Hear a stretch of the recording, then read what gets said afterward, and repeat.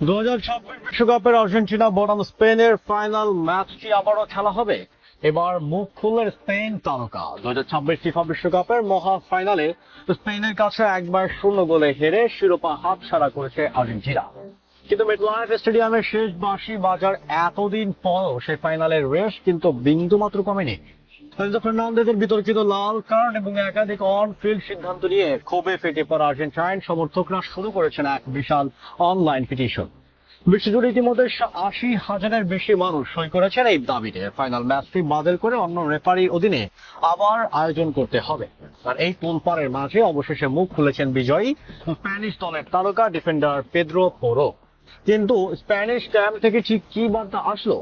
80,000 মানুষের এই দাবি কি সত্যি ফিফাকে বাধ্য করতে পারবে বিশ্বকাপ ফাইনাল পুনরায় আয়োজন করতে, নাকি এটি কেবল ভক্তদের আবেগী এক চেষ্টা হিসেবে ইতিহাসে রয়ে যাবে? চলুন এই এক্সক্লুসিভ ভিডিওতে পোরোর প্রতিক্রিয়া এবং ম্যাচ পুনরায় খেলার বাস্তব সম্ভাবনা রহস্য ভেদ করা যায়। বন্ধুরা, মেটলাইফ স্টেডিয়ামে অনুষ্ঠিত ফাইনাল অতিরিক্ত সময়ের 106 মিনিটে বার্সেলোনা ফরওয়ার্ড ফেরান তোরেসের জয় সূচক গোলে দ্বিতীয়বারের মতো বিশ্ব চ্যাম্পিয়ন হয় স্পেন। পুরো ম্যাচে স্প্যানিশরা দুর্দান্ত খেলল। ম্যাচের চিত্র নাটকীয় রূপ নেয় যখন আর্জেন্টিনার মিডফিল্ডার এনজো ফার্নান্দেজ সরাসরি লাল কার্ড দেখে মাঠ ছাড়েন। 10 জনের দলে পরিণত হওয়া আর্জেন্টিনার সমর্থকদের মতে ম্যাচের মাঝ পথে বেশ কয়েকটি সিদ্ধান্ত তাদের দলের বিপক্ষে গেছে। আর্জেন্টিনার সংবাদ মাধ্যমের প্রতিবেদন অনুযায়ী স্বচ্ছতা ও ক্রীড়া সুলভ ন্যায্যতা নিশ্চিত করতে ফিফার উচিত পুরো ম্যাচের রেফারিং পর্যালোচনা করা এবং একটি নিরপেক্ষ রেফারির অধীনে ফাইনালটি পুনরায় আয়োজন করা। দেখতে দেখতে মাত্র কয়েকদিনের ব্যবধানে বিশ্বের বিভিন্ন প্রান্ত থেকে 80,000-এর বেশি মানুষ এই আবেদনের পক্ষে ডিজিটাল সই করেছেন। সোশ্যাল মিডিয়া ও ক্রীড়াঙ্গনে যখনই এই ম্যাচে পুনরায় খেলার দাবি ঘিরে তুমুল সমালোচনা চলছে, তখন স্প্যানিশ সংবাদ মাধ্যম স্পোর্টোকে দেওয়া এক বিশেষ সাক্ষাৎকারে নিজে অবস্থান পরিষ্কার করেছেন স্পেনের বিশ্বজয়ী ডিফেন্ডার পেদ্রো পোরো। অনলাইন পিটিশন ও ম্যাচ পুনরায় খেলার দাবি নিয়ে জানতে চাওয়া হলে টটেনহ্যাম হটস্পারের এই তারকা সরাসরি বিষয়টিকে বাইরে থেকে বলা কথাবার্তা বলে উড়িয়ে দেন। পোরো স্পষ্ট জানান এই বিষয়টি তিনি কিছুই পড়েননি এবং ব্যক্তিগতভাবে এসব গুঞ্জন তার কাছে কোনো গুরুত্ব বহন করেনি। তিনি আরো বলেন, দীর্ঘ 2 মাসের কঠিন টুর্নামেন্ট শেষে ট্রফি দিনে দেশে ফিরে সমর্থকদের পাশে পাওয়াটাই তার কাছে সবচেয়ে বড় উপহার। অর্থাৎ বিজয় স্প্যানিশ ক্যাম্প এই পিটিশনকে বিন্দুমাত্র পাত্তা দিচ্ছে না।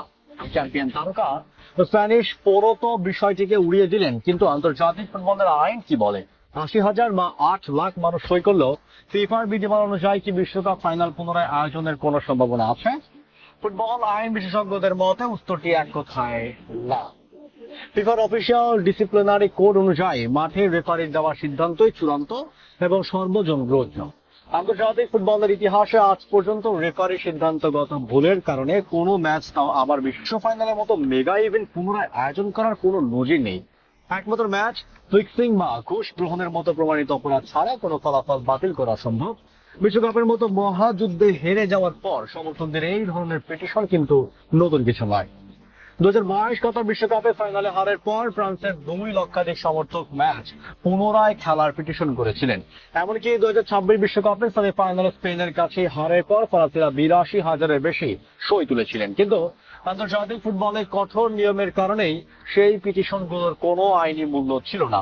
আর্জেন্টিনার সমর্থকদের এই 80,000 সইও ঠিক একই পরিণতির দিকে যাচ্ছে। ফুটবলে হারের যন্ত্রণা সবাই কষ্টের, তবে মাঠের লড়াইয়ে জয় পরাজয় মেনে নেওয়াটাই ক্রীড়া শৈলীর আসল পরিচয়। পেদ্রো পোরোর মন্তব্যে এটা স্পষ্ট যে চ্যাম্পিয়নরা এখন উদযাপন নিয়ে ব্যস্ত, আর পিটিশন কেবলই ভক্তদের ক্ষোভের বহিঃপ্রকাশ। এই অনলাইন পিটিশন নিয়ে আপনার কি মতামত?